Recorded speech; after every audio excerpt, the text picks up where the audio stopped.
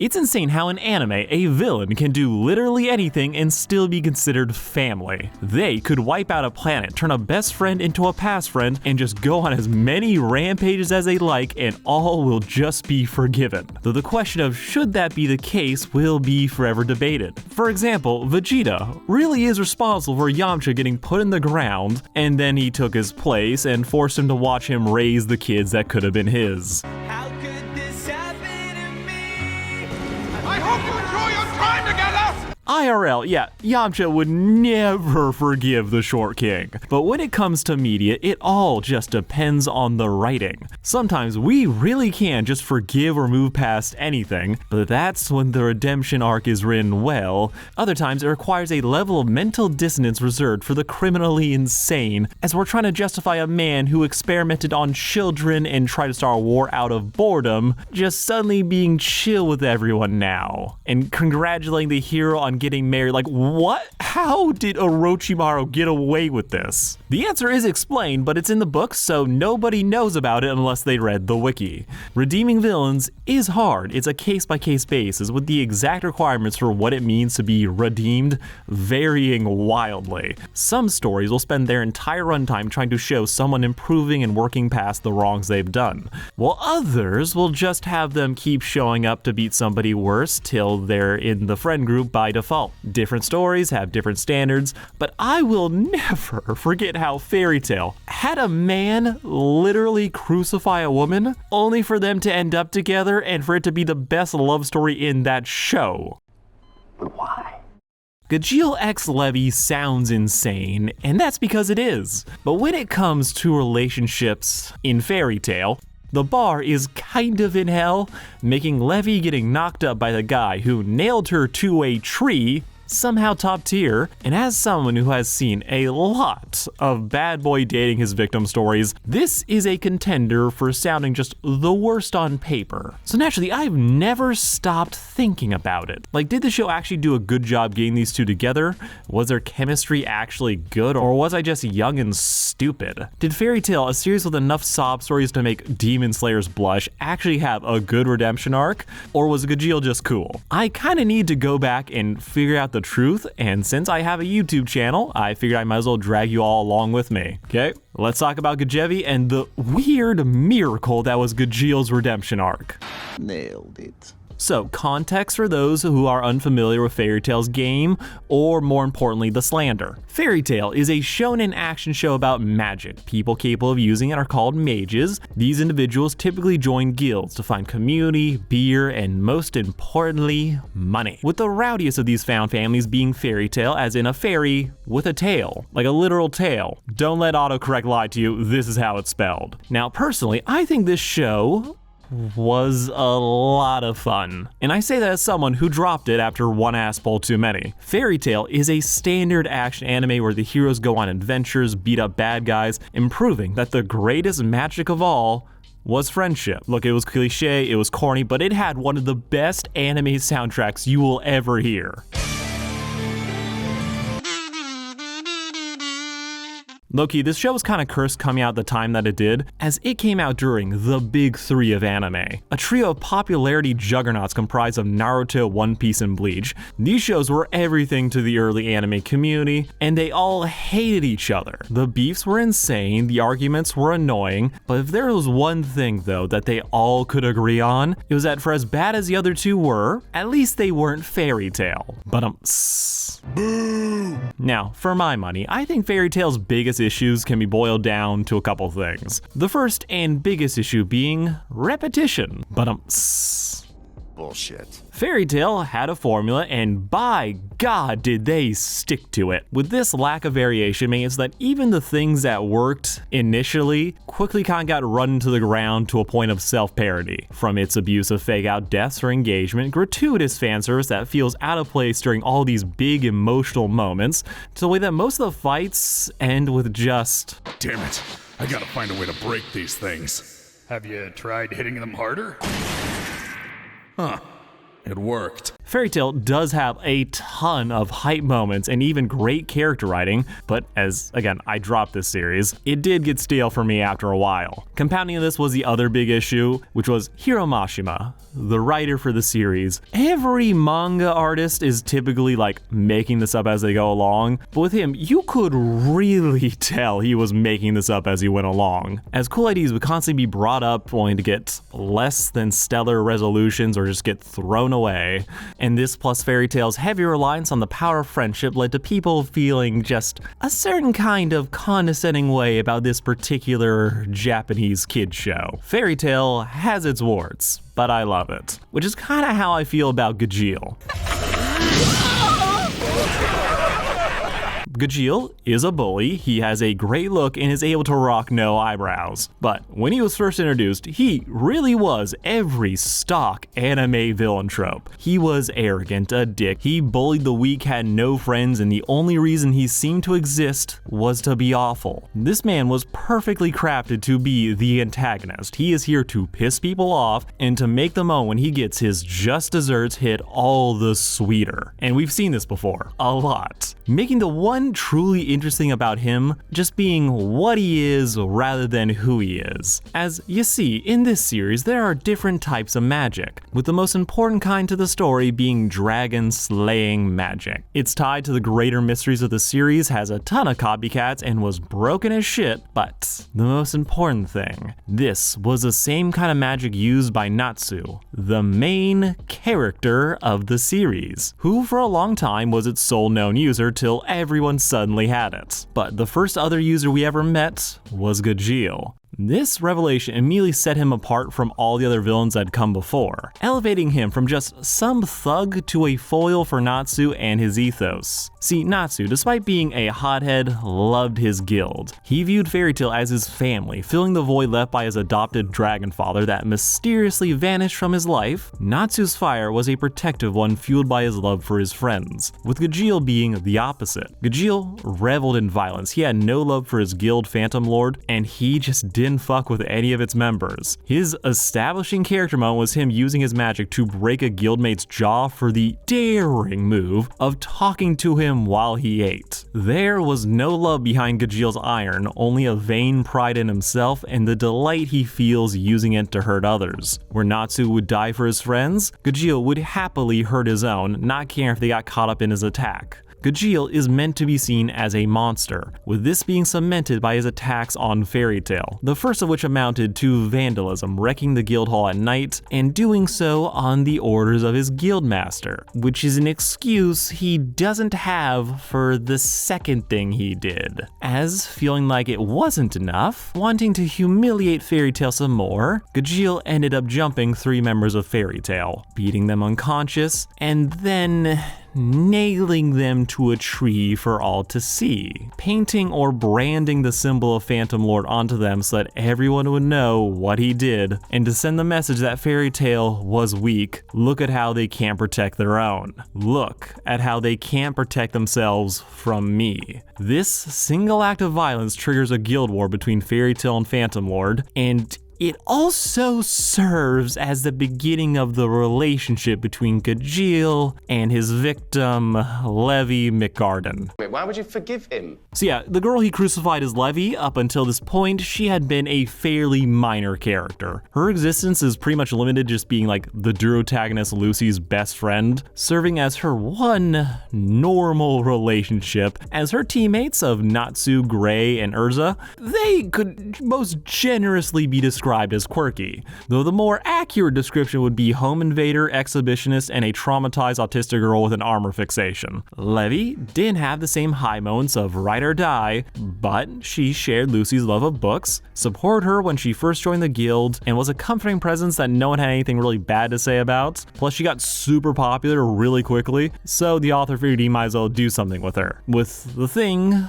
being, nailed to a tree. Honestly, Levy was prime fodder water to get maimed to motivate everyone else in the story. It is kind of fridging, except she's alive. The narrative calculus, though, does make sense at least here. The audience needs to feel the same outrage that the rest of the guild does. We need to really be on their side when they go to war, and you're not getting that from some random extra. If somebody is gonna get hurt to motivate the rest, I mean, it was either Levy or Mira Jane. That was just who was relevant enough for this to work with. As they're not really fighters, them getting taken out doesn't mess up any matchups. Plus, Mira Jane was out to be damsel to motivate her brother, because of course. So, it ended up being Levy by default. Apologies to the alcoholic with daddy issues. Now, Levy would spend the rest of his arc out of commission, but her guild leaped into action, ignoring the potential consequences as they're taking the law into their own hands, with Natsu and Gajeel clashing before things escalate, as Phantom Lord has a mecha, and they nearly nuke Fairy Tail off the map. Also, Lucy got kidnapped and is the real reason that all this is happening. However, the real important thing here is that this conflict only further highlights the differences between Fairy Tail and Phantom Lord. Where Phantom is a group of bullies who lack any real camaraderie other than, we're the best, Fairy Tail is a family. They would do anything for one another, offering endless support and love, with that love canonically making their magic stronger, allowing them to defeat opponents that they would never defeat on their own, but together, fighting for one another, they can do the impossible and beat the odds. Like Natsu beating Gajeel, as Natsu was exhausted at this point, but thanks to a well-timed explosion, he was able to eat some fire, recover some HP, and give Gajeel his just desserts. Again, people have clowned on Fairy Tail a lot for abusing the power of friendship, which it does. However, I think one of the greatest appeals of Fairy Tail is that it does offer more than just a standard power fantasy. This isn't just about being the strongest, coolest guy. However, it also provides a different kind of wish fulfillment. The wish of having friends. Fairy Tail thrives because of the bonds it creates between the characters. The way they fight and defend one another on even their lowest of days. Knocking sense into each other when they go too far or try to do that same fucking spell again. And making them believe that things can get better. The level of love and devotion between the members of Fairy Tail feels real, and in reading the series, it makes you feel like you're a part of the guild too.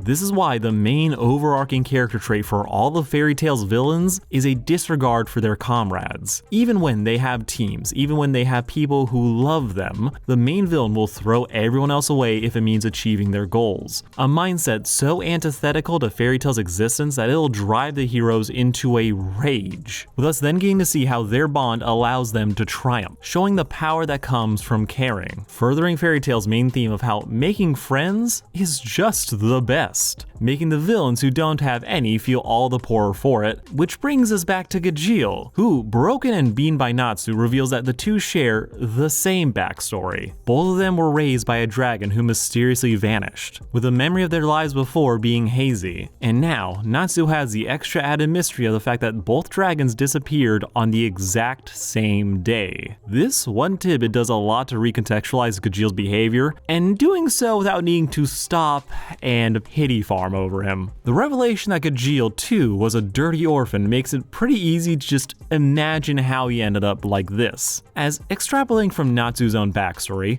both suddenly found themselves on their own. Both probably got taken in by the guild at a similar age, with their guild shaping them into who they would end up becoming. Natsu, through the love and support of Fairy Tail, grew up to be a hot-tempered but well-meaning goof. Meanwhile, Gajeel's worst habits would only be enabled, coming to believe that personal strength trumped everything else, as he was raised in a guild where that was the only thing that mattered. His naturally strong magic made him Jose's, wait, how do you say his name again?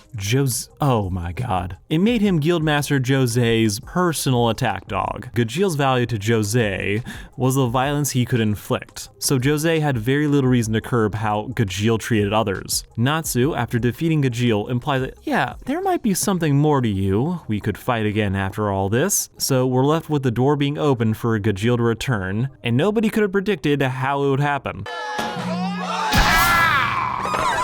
Shooby-dooba, you caught my eye like a shiny Gonna be honest, it really did feel this random. About one arc later, Natsu and Co. return to find out that former villains Juvia and Gajeel have now since joined Fairy Tail, and they did so in like a couple weeks. Now, Juvia Grey Stalker is one thing, but what Gajeel did, nailing 3 people to a tree, it was kind of way worse, and also, again, his own bloody idea. So people, while sussed, are willing to give Juvia a chance, but Gajeel is just outright hated from jump. And I love to see this, mainly because one of the worst things a redemption can do is pretend or minimize how bad the actions of the villains were. We can get explanations that they weren't as bad as we initially thought. It'll be a retcon, but it could work. We can also get a sympathetic explanation for why they did the things that they did. Usually in the show, it'll be brainwashing. However, personally, I think the worst thing a story can do is act like the thing that was treated so heinously before is now not a problem. It just gives a feeling like the story is sweeping any conflict or issues characters might have under the rug to expedite a character suddenly being on team good guy. Gajeel, though, in contrast, is haunted by his crimes. The rest of the guild, at first, hates him, with Natsu wanting to throw hands the second he sees him chilling in their freshly renovated guild hall. That had to be renovated because Gajeel destroyed it. Overcoming this animosity, earning the others' trust, is the core focus of Gajeel's character, and importantly, Levy ends up becoming the focus of Gajeel's quest for atonement. As, yeah, she's not really comfortable with him suddenly being on the team.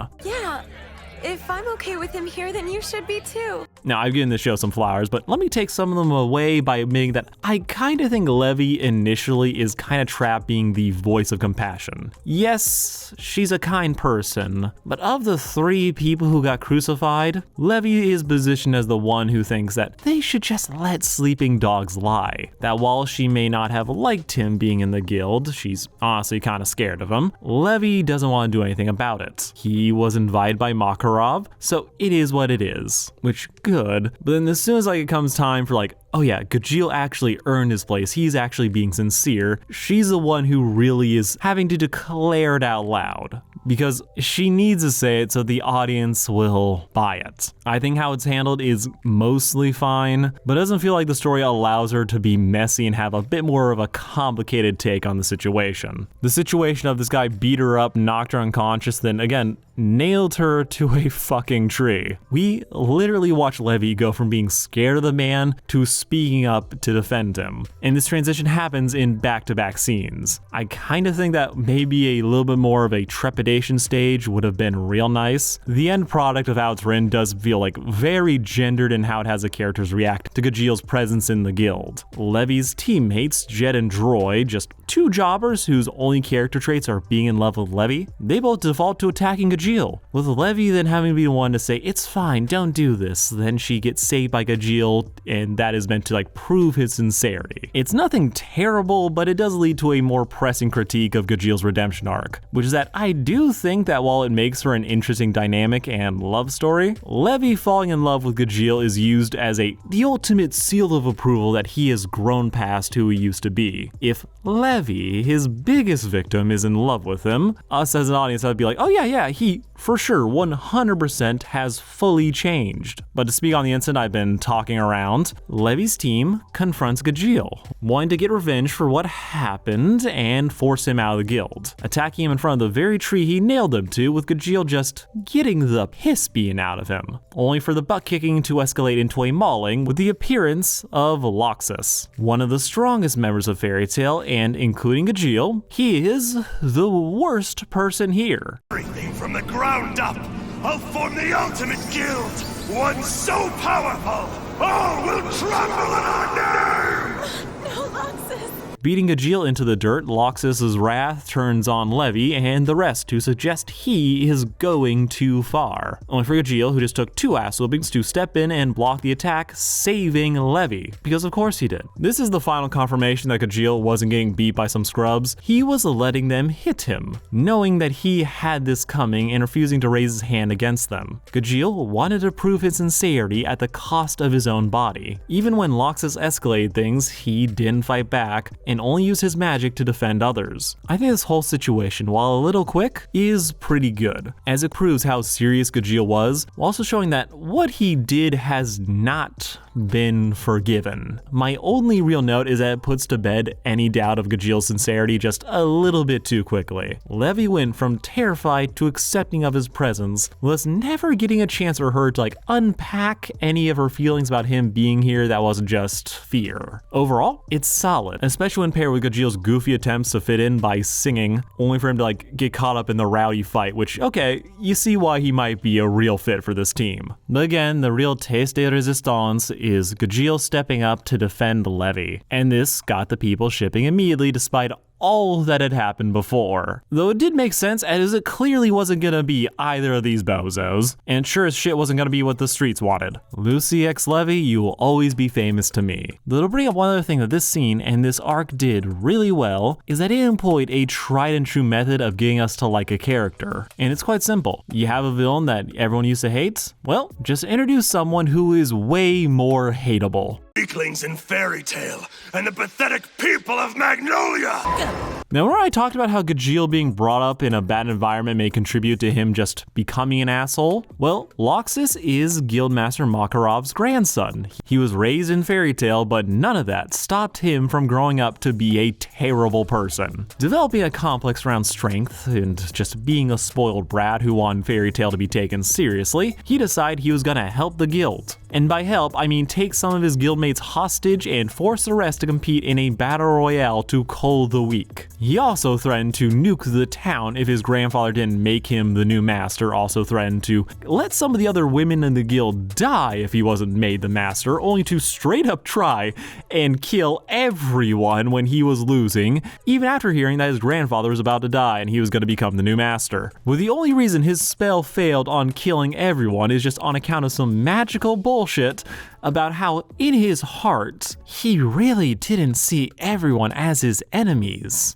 Despite everything I just listed happening in the span of an hour. Yikes. Now, despite how bad this sounds on paper, I do like the ending to Loxus' story. That he ends up getting kicked out of the guild, with Fairy Tale's focus on family making that separation actually hurt as he watches them from afar, recognizing that, yeah, he fucked up, and his attempts to save the guild were stupid. His grandfather, despite everything Loxus did, still cries when he has to send him away. Recognize that, yeah, the spoiled brat needs to be punished, but he'll love him all the same even when he's gone. Though despite all that, I am still side-eyeing the fuck over how all of this was resolved. Loxus straight up pulled the trigger only for the gun to say nah. And while it does make sense in context, it does hit a point of y'all want him to do some heinous shit. He tried to, and then the writing had to literally bail him out. So with that being as egregious as it is, the show then trying to rush in 10 minutes be yeah, he tried to murder his family, but we should also feel sorry for him. It's okay, that was a little much for me. I get he's complicated, but he was written like an utter bastard before this, and he also said he'd only fight against Phantom Lord if Lucy banged him and Kana stripped naked. Don't believe the rumors you hear about Loxus. Deep down, he is a decent guy. Your time is over now!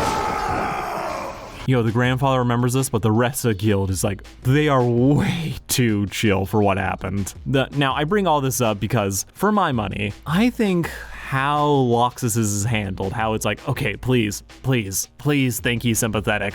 The way the story had to invent a loophole to nullify his actions, it all makes Gajeel and his presentation look better by comparison. Both of these characters will have decent redemption arcs, but in their initial arcs where they are villains and start to be redeemed, Gajeel's storyline feels a little bit less forced, as it's not immediately asking us to do a double take, trying to rapidly recontextualize their actions after making these characters the worst. Gajeel was the more generic villain, but Loxus' betrayal of his own family cuts way deeper. Most importantly though, Gajeel's actions are always his own, while Loxus feels like he had to be bailed out by the author, as it's only luck that no one in this massive battle royale was hurt, and that Natsu luckily had an ability to depetrify the girls who would have turned into dust if they had not been turned back a moment sooner. This is another big sticking point for me when it comes to redemption arcs, as while I can enjoy a wide variety. I low-key kinda hate when I see a story go out of its way to soften the actions of what a character did. Gajeel, while brief, is still scorned for what he did to the others, while Lox's actions, while punished with exile, he is still given a sappy send-off and is immediately welcomed back into the guild when he returns. Gajeel actually feels like he had to work to atone for what he did and to make amends with those that he wronged. He rallied with Natsu to confront Loxus, saving the guild and yet again taking one for the team to give Natsu the opening he needed to win. Gajeel is making a concerted, conscious effort to right his wrongs, allowing us to get more invested in his journey to change, especially as we see him and Levy work together as she is instrumental in undoing the spell that kept him and the other Dragon Slayer trapped in the guild hall. She, despite her fear, trusted in Gajeel to protect the guild, with him then proving that said trust was well placed. Though, not to jerk off how the story handles Gajeel too much, I will say that the reveal at the end of the arc is a bit of a weak bait and switch. As after all Gajeel did to earn the trust of the guild, midway through the arc is like, oh, he's actually working for another bad guy, Makarov's son and Loxus' father, Ivan. And Ivan's a bitch, the storyline goes nowhere, with us immediately getting the reveal at the end of the arc that Gajeel is actually a double agent. He's not spying on Fairy Tail, he's spying for Fairy Tail, as Makarov asked him to keep tabs on his son. This feels like a very unnecessary addition to the story, but that's something Fairy Tail will always struggle with. This arc though cemented Gajeel's sincerity in joining Fairy Tail, overcame the initial hurdle of everyone else's distrust of him, with us now getting to see him work as a full-fledged member, and just off the ship that was Gajeel x Levy, as she's no longer scared of him, so naturally they were gonna end up together. If you really want to make it to S-Class, you should pick me instead of those two clowns. Levy, despite her new increased relevance, would immediately be sidelined again, as the next arc involved dimension hopping, and she caught a bad case of being a rock. Again, with it really being in the exam arc afterwards where we see Gajeel and Levy really crystallize into being exactly what people assumed they would be, and what a lot of people kind of hated. As yeah, there's an exam, a certain number of wizards can now try and become S-ranked, with Levy being one of those people, with Gajeel bulldozing past Levy's simps to declare himself to be her partner. The situation here is that Gajeel used to be S-ranked in Phantom Lord, but when he moved to Fairy Tail he wasn't given that rank back, and he wasn't allowed to take the test because no one knows about him being a spy, so they didn't consider him ready for it. So faced with this rejection, Gajeel leaps at the chance to hard carry Levy through the exam, proving his strength and providing another opportunity for him to keep an eye out on Levy, who is severely lacking in the confidence department. As you see, magic in this world is just fighting. For God! Some series like JoJo's Bizarre Adventures are able to take a wide, basically magic power set and make it feel like anyone can be strong. If you're in your niche, you can take out the most powerful man on the planet, even if you're just a rat. In contrast, Fairy Tail's magic system, despite the potential versatility of Levy using her powers to materialize effects based on the words, as a shonen action series, the focus is always going to be on them fights, most of which boil down to who can hit harder, resulting in an in and out of universe perspective that Levy's powers aren't that impressive, especially when compared to the powerhouses she's surrounded by. While her powers can be helpful, she hasn't had a single W in a fight yet, hence her complex about not being strong and feel like she doesn't have much of a chance if these exams really turn out to be fight-based. But then Gajeel steps in. I'll make you bigger than you've ever been, little girl. One debt to society later. I'm pregnant. Now, I know what you're thinking. Chorus, isn't this just nerdy girl with a bad boy pairing that's been done thousands of times before? Well, as the resident defender of this ship, yeah, pretty much.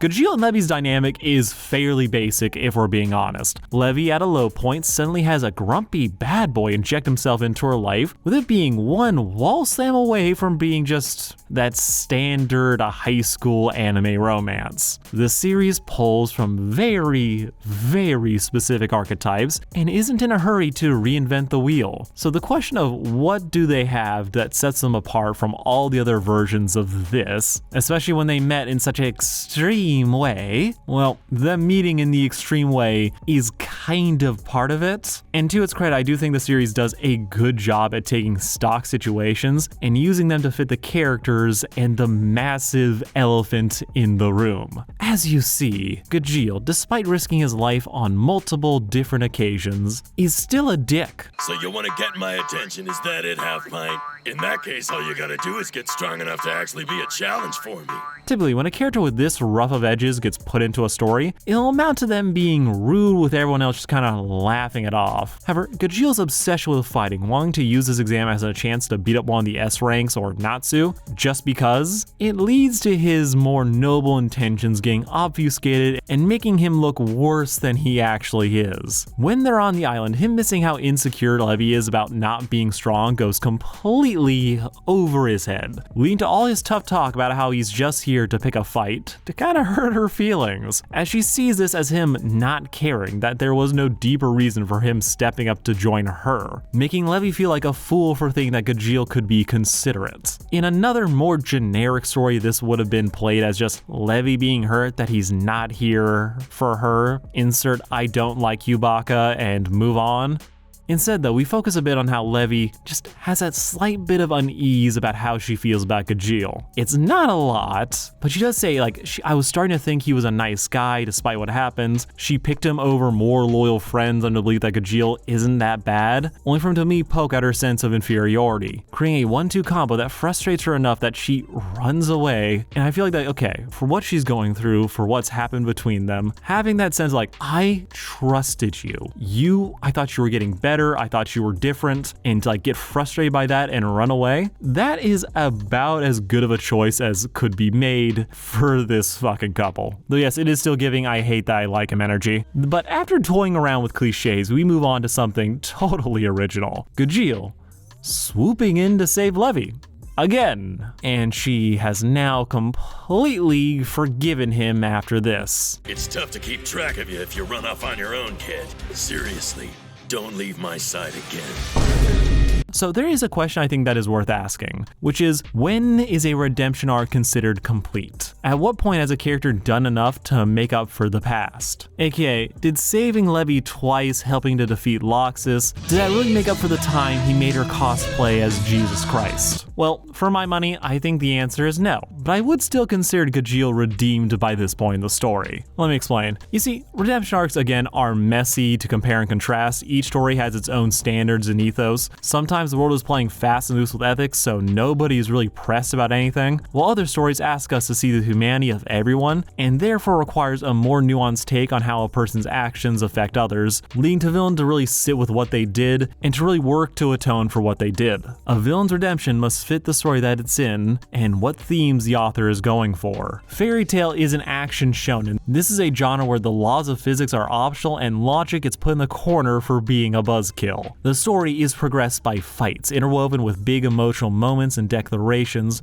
where one's will and refusal to give up allows them to beat the odds. This show is all about feelings. It's about the bonds between friends and the guild, that sense of camaraderie that makes you feel like you can take on the world if you've got your squad by your side. It's not about who you were or did, it's about what you're doing right now, which is where I think the idea of Gajeel's redemption succeeds, as it's not just about him saving Levy. In the shows in BoJack, we're not digging deep into that real trauma or long-lasting harm that an incident like this probably should have caused. But in a story where actions are everything, Gajeel's choice to put his body on the line and protect his friends after the monster that he used to be, I think that works, especially when we get the flashback showing him getting recruited by Makarov, where we also get Fairy Tail's mission statement on self-improvement. Makarov finds Gajeel living in ruins. His old guild hall has been torn to pieces and he's just squatting in it. Makarov finds him and tells him that he will never fully forgive Gajeel for what he did. However, he also won't just let this young man wallow and go further astray. Being alone is necessary sometimes, but no one should be forced to live like that forever. This is what got Gajeel. The realization that yeah, he did just let Jose call the shots. He bulldozed his way through life and never really thought about what he wanted and who he wanted to be. And once he got stopped, once he lost, he didn't think he could be anything else. He thought no one would ever forgive him, so he just accepted being an outcast. But then Makarov showed up